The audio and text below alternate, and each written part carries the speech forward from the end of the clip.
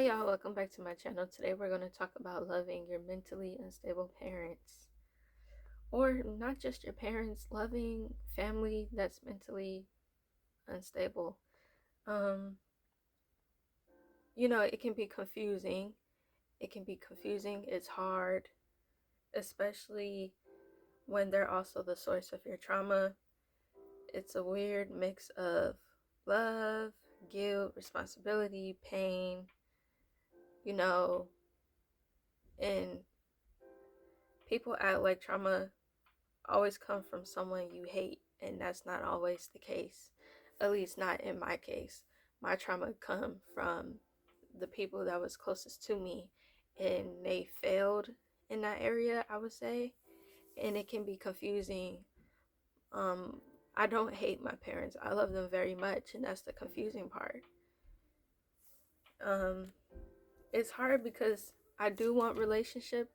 Well, my father passed away 4 years ago, so I did want a relationship with him, and I do want a relationship with my mother, but I also want peace, and I want to protect my inner child, and I don't want to feel like I'm in abandoning. Oh my goodness, abandoning. Oh my goodness, what abandoning? I'm having abandoned. I don't want to abandon my inner child. I don't know what just happened right there.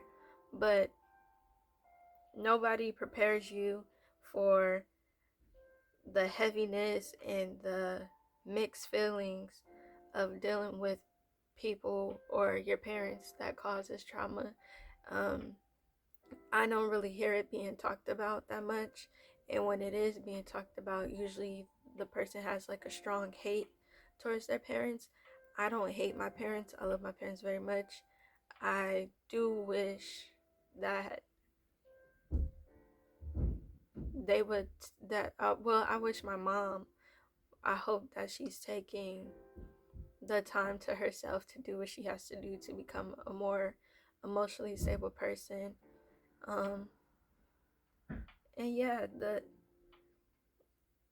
I guess we're just loving each other from a distance, because I know my mom loves me, even if, I know my mom loves me. I knew my father loved me, but he caused a lot of hurt and trauma in my life, and I just hope he's somewhere where he's finally in peace and he's happy and he's emotionally stable.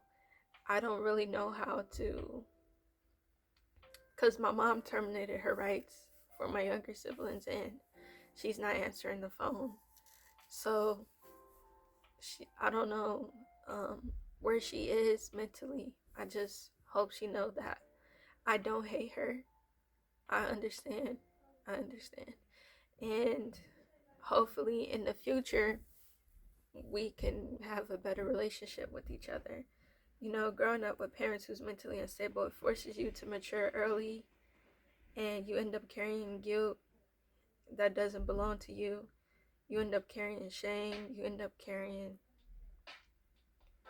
anger that isn't yours, and that anger becomes yours. It's a emotional roller coaster. Um,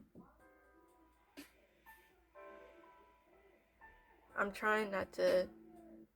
I just hope my mom hasn't shut down. I hope she's taking her mental health seriously and she's taking time to get herself together.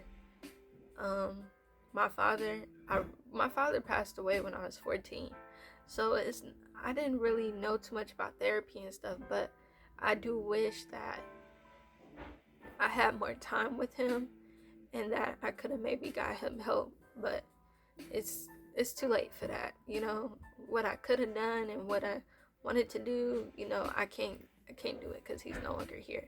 That's another video I'm gonna make. I'm gonna talk about grief, especially losing a parent when you're a child. My father, he didn't get to see me go to high school. He didn't get to see me um, go to college. And then I got 5 siblings behind me, and he's never going to see us get married. And, that's a whole nother video, grief. If you're in a place where you love a parent that has caused harm to you, you're not alone. It doesn't make you weak. It doesn't make you cold. It makes you human. These are people that were the closest to us. We grew up in these households. So don't think you're weird. Don't feel shame or guilty just because you still love your parents, even though they caused harm. And that also doesn't mean don't set boundaries. We can still love them, but let's start setting healthy boundaries. And yeah, I'll see you all in the next video. The next video will be about grief. Yeah, and I'll see you all next time. Bye.